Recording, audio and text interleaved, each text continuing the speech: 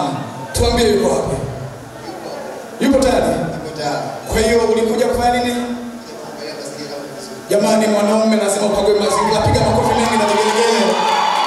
Hawa ndio wanaume wa shoka. Hata jambazi anapokuja usiku anakuwa kifua mbele kujitokeza kwamba mimi ndo mwanaume. Sasa baba wenzangu wanakimbia kutanguliza mwanamke. Sasa unatuambiaje wakati sasa? Nikamchukua mke wako. Asante. Basi naomba wakati tumeketi.